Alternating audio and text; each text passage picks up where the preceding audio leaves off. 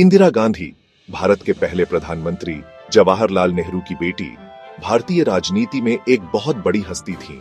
वो 1966 में प्रधानमंत्री बनी। एक बहुत ही मुश्किल दौर में अपने मजबूत इरादों और फैसले लेने की क्षमता के लिए जानी जाने वाली उन्होंने भारत को युद्धों, अकाल और आंतरिक कलह से निकाला। इंदिरा गांधी का कार्यकाल सफलताओं और विवादों दोनों से भरा रहा। उन्होंने 1971 में बांग्लादेश के निर्माण में एक महत्वपूर्ण भूमिका निभाई, जो उनकी रणनीतिक कुशाग्रता का प्रमाण है।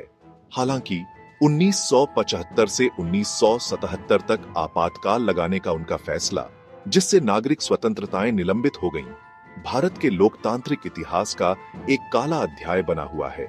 इन विवादों के बावजूद इंदिरा गांधी एक लोकप्रिय नेता बनी रही, खासकर ग्रामीण गरीबों के बीच, जिन्हें उनकी लोकप्रिय नीतियों से लाभ हुआ।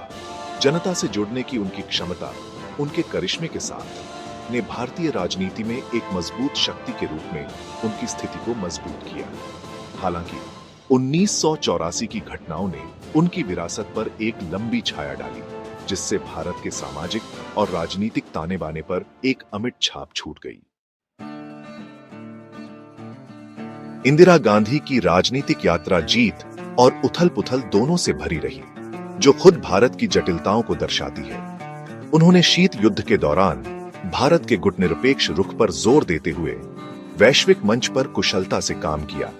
घरेलू स्तर पर उन्होंने वंचितों के अधिकारों का समर्थन करते हुए प्रगतिशील सामाजिक और आर्थिक सुधारों की शुरुआत की। उनका गरीबी हटाओ कार्यक्रम जनता के बीच बहुत लोकप्रिय हुआ, जिससे सामाजिक न्याय के लिए प्रतिबद्ध नेता के रूप में उनकी छवि मजबूत हुई। हालांकि उनका कार्यकाल सत्तावादी प्रवृत्तियों से भी चिह्नित था।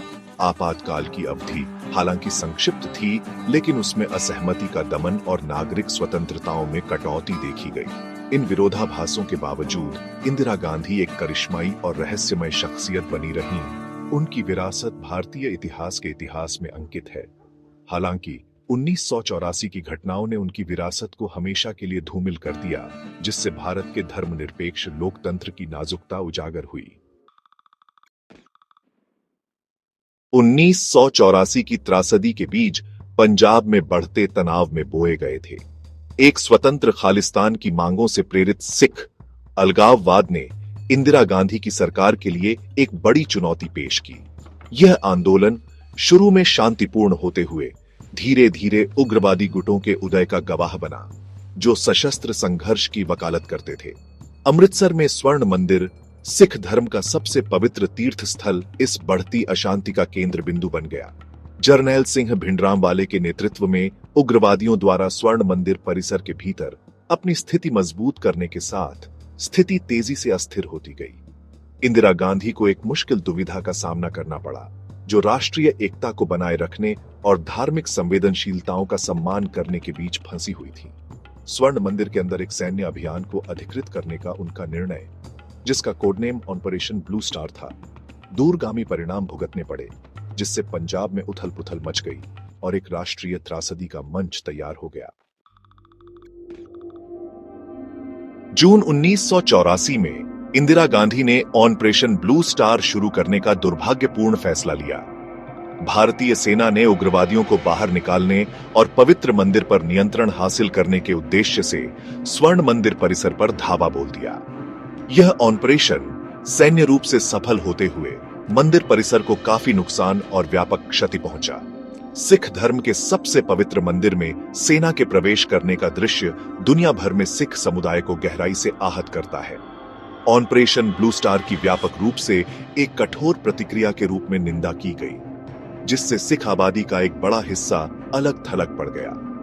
इससे उत्पन्न आक्रोश और गुस्से ने अतिवाद के लिए एक उपजाऊ जमीन तैयार की, जिससे एक दुखद प्रतिक्रिया का मंच तैयार हुआ।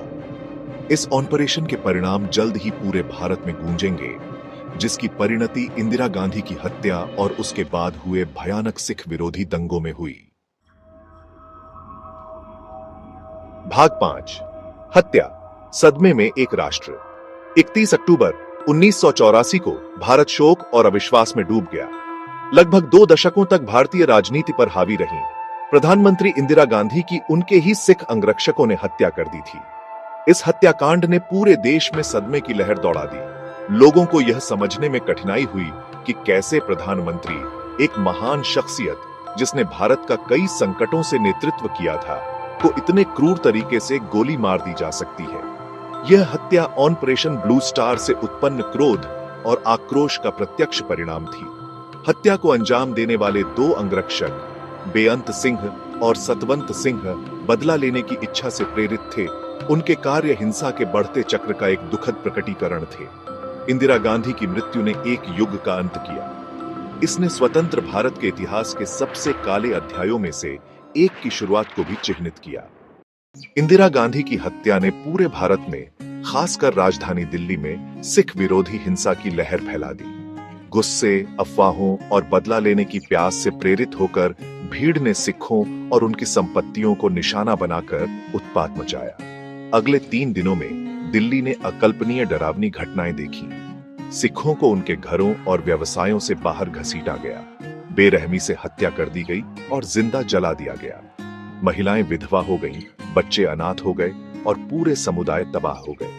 हिंसा पर सरकार की प्रतिक्रिया धीमी और अपर्याप्त थी। पुलिस या तो मिलीभगत कर रही थी या अभिभूत थी। सिख समुदाय की रक्षा करने में विफल रही। बहुत देर से तैनात की गई सेना केवल शहर को जलते हुए देख सकती थी। 1984 के सिख विरोधी दंगे भारत के विवेक पर एक काला धब्बा बने हुए हैं, जो सांप्रदायिक सद्भाव की नाजुकता और अनियंत्रित घृणा के विनाशकारी परिणामों की एक भयावह याद दिलाते हैं। न्याय से वंचित दंगों के बाद 1984 के सिख विरोधी दंगों ने तबाही और निराशा का निशान छोड़ दिया। हजारों सिख मारे गए, अनगिनत अन्य विस्थापित हुए। हिंसा से उनका जीवन बिखर गया। दंगों के प्रति सरकार की प्रतिक्रिया की व्यापक रूप से धीमी, अपर्याप्त और यहां तक कि मिलीभगत के रूप में आलोचना की गई। बात की जांच और मुकदमे देरी, राजनीतिक हस्तक्षेप और अपराधियों को न्याय के कटघरे में लाने के लिए राजनीतिक इच्छा शक्ति की कमी से प्रभावित थे। दंगों के पीड़ितों को न्याय दिलाने में विफलता का सिख समुदाय पर गहरा प्रभाव पड़ा है। विश्वासघात और क्रोध की भावना स्पष्ट बनी हुई है, जिससे सरकार और न्याय व्यवस्था के प्रति गहरा अविश्वास पैदा हुआ है। 1984 के दंगे भारतीय राज्य द्वारा अपने ही नागरिकों की रक्षा करने में विफलता का प्रतिनिधित्व करते हैं। उस हिंसा के निशान गहरे हैं, जो सांप्रदायिक घृणा की मानवीय कीमत और न्याय और सुलह की तत्काल आवश्यकता की निरंतर याद दिलाते हैं। इंदिरा गांधी की हत्या और उसके बाद हुए सिख विरोधी दंगों ने उनकी विरासत पर एक लंबी छाया डाली। जबकि उन्हें उनके नेतृत्व और भारत के विकास में योगदान के लिए याद किया जाता है, 1984 की घटनाएं उनके कार्यकाल का एक काला अध्याय बनी हुई है। ऑपरेशन ब्लू स्टार शुरू करने का फैसला, हालांकि राष्ट्रीय सुरक्षा के बारे में चिंताओं से प्रेरित था, एक घातक गलत अनुमान साबित हुआ। ऑपरेशन और उसके बाद हुई हिंसा ने राष्ट्र को धार्मिक आधार पर गहराई से विभाजित कर दिया, जिससे अविश्वास और संदेह की विरासत छूट गई। इंदिरा गांधी की विरासत भारत में बहस और चर्चा का विषय बनी हुई है। उनके समर्थक उनके मजबूत नेतृत्व, सामाजिक न्याय के प्रति उनकी प्रतिबद्धता और भारत की नियति को आकार देने में उनकी भूमिका की ओर इशारा करते हैं। 1984 की घटनाएं ऑपरेशन ब्लू स्टार से लेकर इंदिरा गांधी की हत्या और सिख विरोधी दंगों तक भारत के इतिहास का एक काला अध्याय दर्शाती हैं। वे सांप्रदायिक सद्भाव की नाजुकता और अनियंत्रित घृणा के विनाशकारी परिणामों की एक कठोर याद दिलाते हैं। 1984 के निशान गहरे हैं, जो हिंसा की मानवीय कीमत और न्याय, सुलह और उपचार की तत्काल आवश्यकता की निरंतर याद दिलाते हैं। उन काले दिनों की स्मृति भारत को सताती रहती है, जो सभी समुदायों के प्रति सहिष्णुता, समझ और सम्मान के महत्व की याद दिलाती है। 1984 की विरासत एक जटिल है। यह नुकसान, दर्द और विश्वासघात की कहानी है, लेकिन लचीलापन, साहस और स्थायी मानवीय भावना की भी है। यह एक ऐसी कहानी है जो भारत के वर्तमान और भविष्य को आकार देती रहती है, जो उसके धर्मनिरपेक्ष और लोकतांत्रिक मूल्यों की रक्षा के महत्व की याद दिलाती है।